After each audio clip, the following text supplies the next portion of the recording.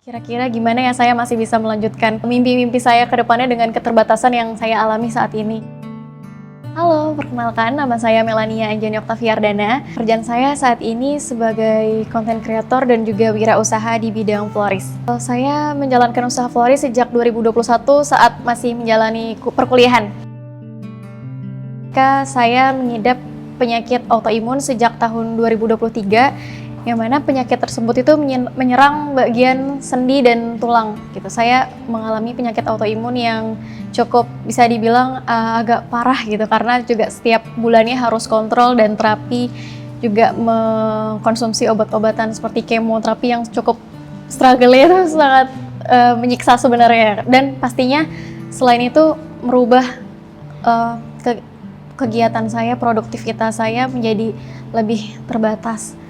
Saya juga jadi bingung dan sedih juga. Apalagi kita tahu produktivitas dan aktivitas manusia gitu tergantung pada pergerakan pada tubuh, termasuk tulang dan sendi. Nah, ketika hal itu menjadi sebuah keterbatasan, saya berpikir apakah saya masih bisa menjalani mimpi-mimpi saya, goals-goals saya dengan baik. Sejak saat itu, saya berpikir apa ya hal yang bisa saya lakukan di saat keterbatasan seperti itu.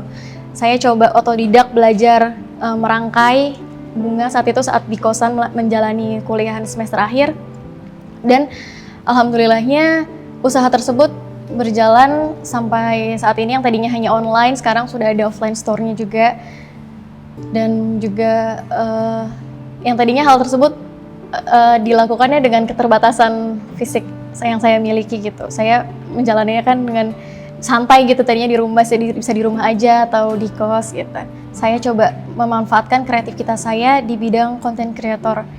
Saat itu sambil saya menjalankan usaha florist, saya coba juga menjadi freelance content creator di salah satu cafe. Ternyata ada maksud dari hal yang saya lakukan saat itu. Seminggu sebelum saya wisuda, saya dapat panggilan tawaran pekerjaan dari stasiun TV lokal menjadi social media specialist dan content creator. Keterbatasan itu bukan penghalang untuk tetap berkarya dan produktif. Tadinya fokusnya terhadap hal-hal yang hilang dari diri saya, seperti kesehatan yang prima, pasti itu tadinya fokusnya ke situ aja. Sekarang fokusnya adalah ke hal yang masih saya miliki. Saya tuh masih memiliki kesehatan yang lain yang masih bisa saya gunakan, kreativitas berpikir, dan yang membuat saya harus berubah juga cara berpikirnya adalah keadaan saya tuh juga anak pertama gitu, anak pertama yang masih harus bisa menjadi tulang punggung buat adik-adik saya gitu. Jadi saya harus tetap bisa produktif dengan keterbatasan tersebut.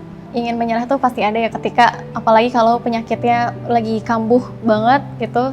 Sebenarnya setiap hari, bahkan sebenarnya saya ini baru kemarin habis terapi, jadi lagi masih sakit nih sekarang ini. Tapi ya semua orang pasti punya tantangan dalam hidup. Kita nggak semua perjuangan kita orang lain bisa lihat, dan nggak semua luka itu bisa orang lain rasakan. Jadi kita harus tetap kuat untuk diri kita sendiri dan bangkit untuk tetap berkarya dan produktif. Sebenarnya kekuatan itu bukan sesuatu yang bisa dilihat dari luar gitu. Kekuatan menurut saya adalah ketika kita berani mengambil keputusan dengan keterbatasan, berani mengambil pilihan, kekuatan untuk beradaptasi dan menerima diri sendiri. Untuk semua perempuan yang sedang kesulitan, mungkin sedang ada masalah, sedang merasa lelah, jangan pernah merasa sendiri, karena mungkin memang tadi seperti yang saya bilang, semua perjuangan tuh nggak bisa semua orang bisa lihat, semua luka nggak bisa semua orang bisa pahami. Tapi itu jangan buat kita menjadi merasa lebih kecil.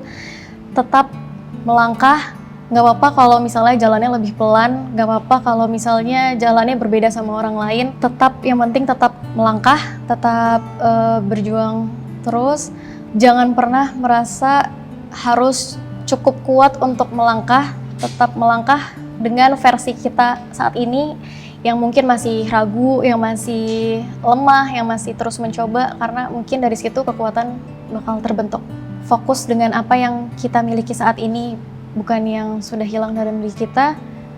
Jadi kekuatan itu bukan sesuatu hal besar yang kita lakukan, tapi adalah keberanian yang kita berani lakukan dalam keterbatasan.